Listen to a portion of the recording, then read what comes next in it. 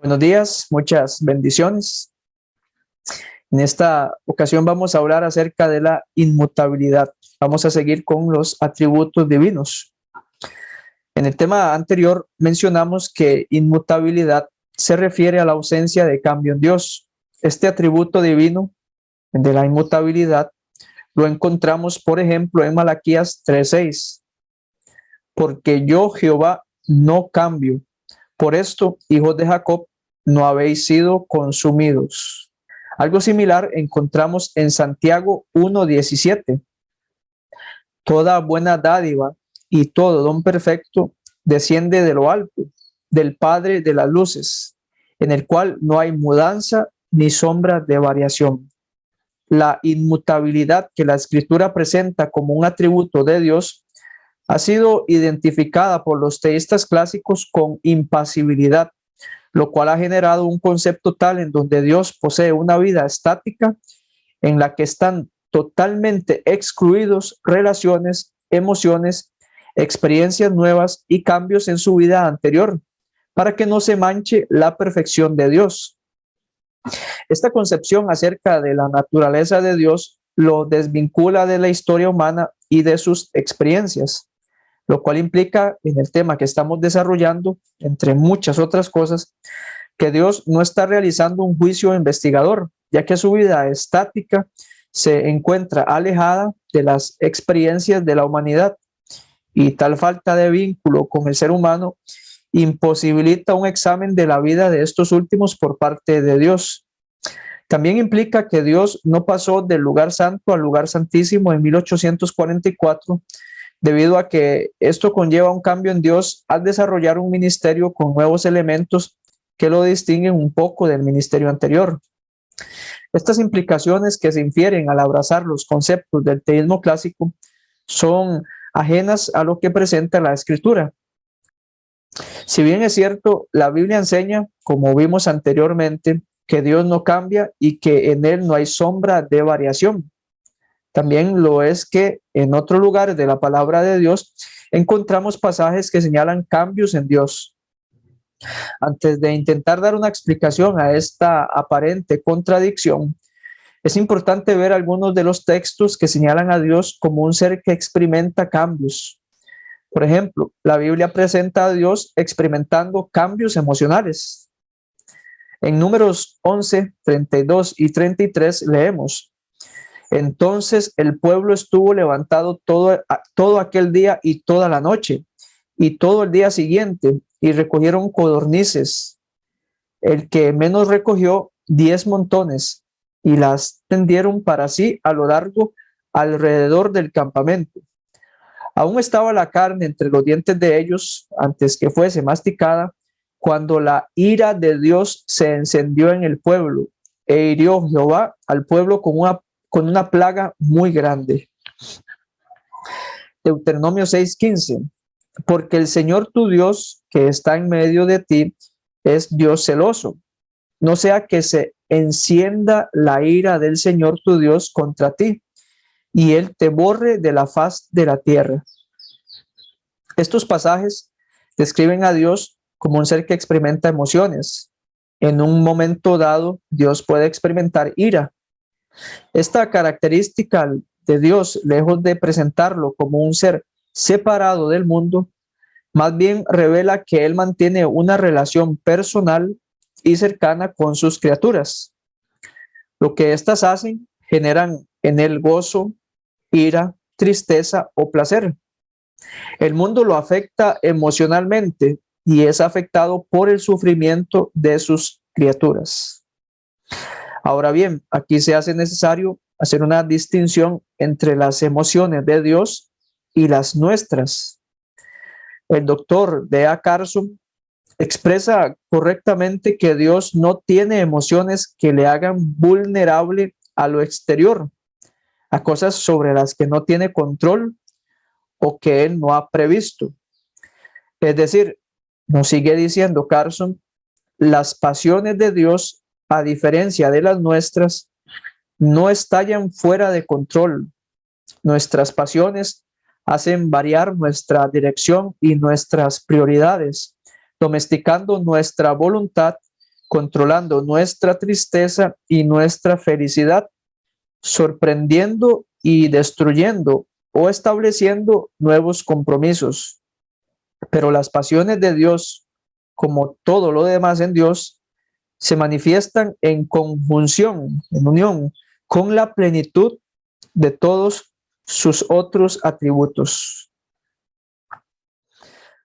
Por otra parte, hermanos, la ira divina se produce cuando el pecado persistente conduce a los seres humanos a un rechazo inalterable del amante ofrecimiento de salvación de Dios en Jesucristo.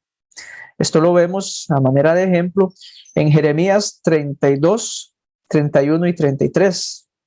Porque motivo de mi ira y de mi furor ha sido esta ciudad para mí, desde el día en que la edificaron hasta hoy. De modo que será quitada de mi presencia por todo el mal que los hijos de Israel y los hijos de Judá hicieron para provocarme a ira. Ellos, sus reyes, sus sacerdotes, sus jefes, sus profetas, los hombres de Judá y los habitantes de Jerusalén. Ellos me dieron la espalda y no el rostro, aunque les enseñaba, enseñándoles una y otra vez, no escucharon ni aceptaron corrección. Es claro que la ira divina es una reacción de la santidad de Dios contra el pecado. Sin embargo, la misma escritura revela que la ira de Dios puede evitarse si hay arrepentimiento, confesión y abandono de pecado. Algunos textos en ese sentido. Joel 2, 12 y 13. Por eso, pues, ahora, dice Jehová, convertíos a mí con todo vuestro corazón, con ayuno y lloro y lamento. Rasgad vuestro corazón y no vuestros vestidos, y convertíos a Jehová vuestro Dios, porque misericordioso es y clemente, tardo para la ira y grande en misericordia, y que se duele del castigo. El primer libro de Reyes, capítulo 8, versos 44 al 52. Si tu pueblo saliere en batalla contra sus enemigos por el camino que tú les mandes, y oraren a Jehová con el rostro hacia la ciudad que tú elegiste, y hacia la casa que yo edifiqué a tu nombre, tú oirás en los cielos su oración y su súplica, y les harás justicia. Si pecaren contra ti, porque no hay hombre que no peque, y estuvieres airado contra ellos, y los entregares delante del enemigo, para que los cautive y lleve a tierra enemiga, sea lejos o cerca, y ellos volvieren en sí en la tierra donde fueron cautivos, si se convirtieren y oraren a ti en la tierra de los que los cautivaron, y dijeren, pecamos, hemos hecho lo malo, hemos cometido impiedad, y si se convirtieren a ti de todo su corazón y de toda su alma en la tierra de sus enemigos que los hubieren llevado cautivos, y oraren a ti con el rostro hacia su tierra que tú diste a sus padres, y hacia la ciudad que tú elegiste y la casa que yo he edificado a tu nombre, tú oirás en los cielos, en el lugar de tu morada, su oración y su súplica, y les harás justicia, y perdonarás a tu pueblo que había pecado contra ti, y todas sus infracciones con que se hayan rebelado contra ti, y harás que tengan de ellos misericordia los que los hubieren llevado cautivos, porque ellos son tu pueblo y tu heredad, el cual tú sacaste de Egipto, de en medio del horno de hierro. Estén pues atentos tus ojos a la oración de tu siervo y a la plegaria de tu pueblo Israel, para oírlos en todo aquello por lo cual te invocaren. Un texto más, Jeremías 18, 8. Pero si esos pueblos se convirtieren de su maldad contra la cual hablé, yo me arrepentiré del mal que había pensado hacerles. Claramente vemos que se puede evitar la ira de Dios si el pecador se convierte de sus malos caminos. También, bajo este principio, se halla igualmente una gran verdad en relación con la inmutabilidad divina. La inmutabilidad de Dios, como ya se mencionó, no debe entenderse como impasibilidad, debido a que vemos en los pasajes anteriores un cambio emocional en Dios. Pasa de estar airado con los desobedientes a perdonar a quienes se arrepienten. Es importante recordar que este cambio en Dios se da voluntariamente porque Él así lo decidió al crear este mundo y sus criaturas.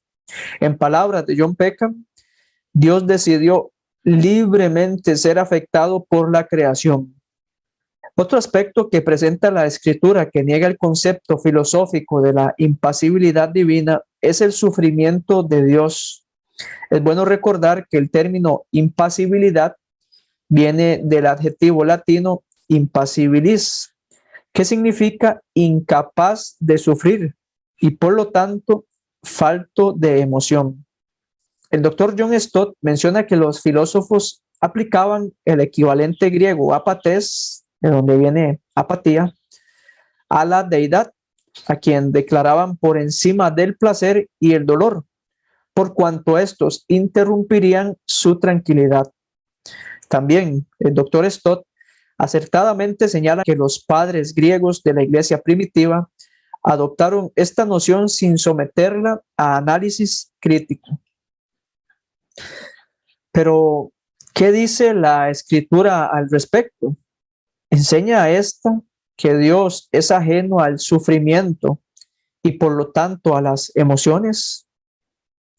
Además de los ejemplos anteriores sobre la ira de Dios, vemos que en numerosas ocasiones la Biblia presenta que Dios experimenta el dolor. Veamos un par de ejemplos. En Jeremías 31:20 leemos que Dios se conmueve por su pueblo. El texto dice: el pueblo de Efraín es para mí un hijo amado, es el hijo que más quiero. Aun cuando lo reprendo, no dejo de acordarme de él. Mi corazón se conmueve y siento por él gran compasión. Yo, el Señor, lo afirmo. En Oseas 11:8 y 9 leemos algo similar. ¿Cómo podré abandonarte, Efraín? ¿Cómo podré entregarte, Israel? ¿Cómo podré yo hacerte como a Adma? ¿Cómo podré tratarte como a Zeboim?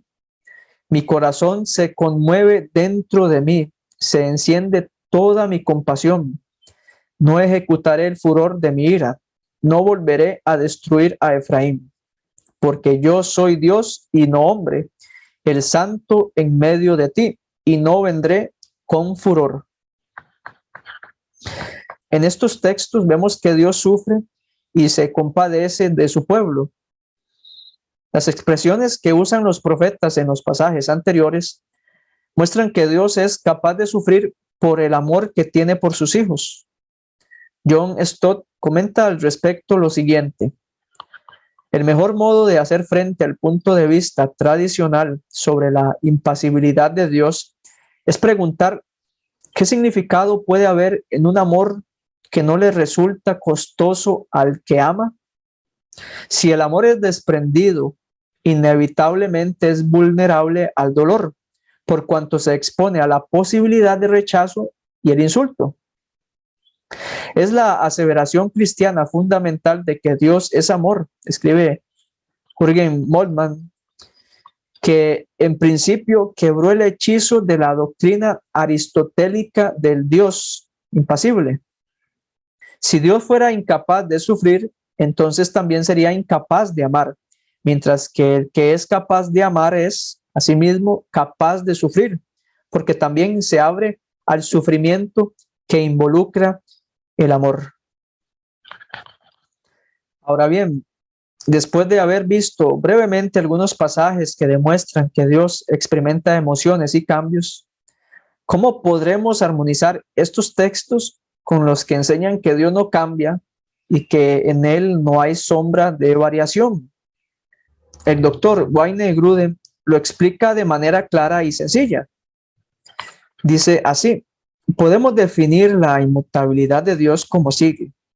Dios es inalterable en su ser, perfecciones, propósitos y promesas, y sin embargo Dios, en efecto, actúa y siente emociones, y actúa y siente en forma diferente en respuesta a situaciones diferentes. Algo similar expresa el doctor John Peckham al mencionar que la naturaleza esencial y el carácter de Dios nunca cambian, pero Dios cambia relacionalmente porque se involucra voluntariamente en una relación de ida y vuelta con el mundo que ha creado libremente. Que la naturaleza esencial de Dios y su carácter es inmutable, se puede apreciar mejor al analizar lo siguiente. Como eterno, sin principio ni fin, Dios no podría ser más o menos eterno. Como omnisciente, Dios posee siempre el conocimiento de todo lo que puede ser conocido. Como todopoderoso, Dios no puede volverse más poderoso. Si Dios siempre sostiene el universo, Dios debe tener siempre la capacidad de sostener el universo.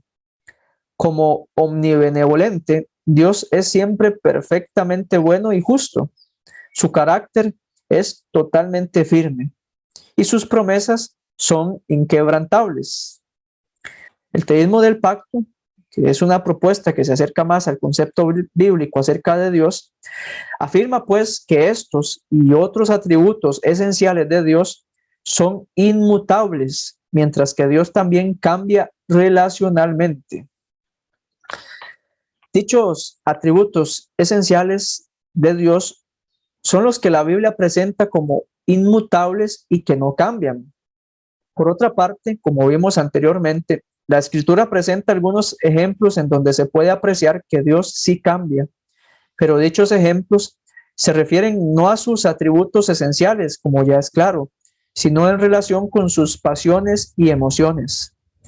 Wayne Grudem señala al respecto lo siguiente: la idea de que Dios no tenga en lo absoluto pasiones o emociones claramente está en conflicto con mucho del resto de la Biblia.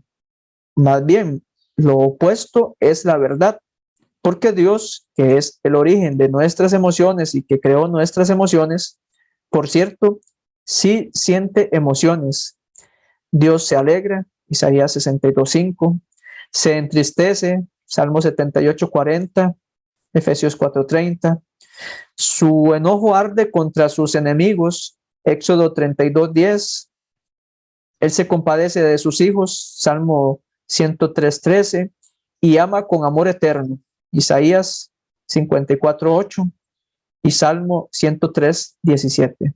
Entonces, a manera de síntesis, podríamos decir que Dios es inmutable en cuanto a su carácter y atributos esenciales, pero que dicha inmutabilidad no significa que Dios se prive de actuar e interactuar con su creación y que tal relación, porque Él así lo ha decidido, produzca en Él algunos cambios emocionales. Ahora, es importante mencionar que los teístas clásicos consideran que el lenguaje empleado por los profetas para describir las emociones divinas es un lenguaje acomodativo y figurado. Es decir, según el teísmo clásico, cuando la Biblia habla de las emociones y pasiones de Dios, en realidad lo que está haciendo es acomodar su revelación para que nuestra mente pueda captar algo en relación con el ser de Dios, pero que no se debe tomar de manera real. Juan Calvino, apoyando dicho lenguaje acomodativo y preguntándose a qué se refiere a este actuar de Dios, dice: evidentemente, lo mismo que todas las otras maneras de hablar que nos pintan a Dios como si fuese hombre, porque como nuestra flaqueza no puede llegar a su altura, la descripción que de Él se nos da ha de estar acomodada a nuestra capacidad para que la entendamos. Pues precisamente esta es la manera de acomodarse a nosotros, representarse no tal cual es en sí, sino como nosotros le sentimos. Es verdad, hermanos, que Dios se comunica a través de la Escritura con un lenguaje que nosotros podamos entender, pero esto no significa que no hay nada de verdad en las declaraciones que emplean un lenguaje que relata las emociones de Dios. Dicho lenguaje nos permite concluir que Dios realmente experimenta ciertas pasiones y emociones. El hecho de que Dios no experimente emociones de la misma manera que los seres humanos no significa que Él sea impasible. Sobre este aspecto, John Stott expresa: es cierto que el lenguaje del Antiguo Testamento se acomoda al entendimiento humano y que Dios se lo representa como si experimentase emociones humanas. Pero si bien reconocemos que sus sentimientos no son humanos, no tenemos por qué negar que sean reales.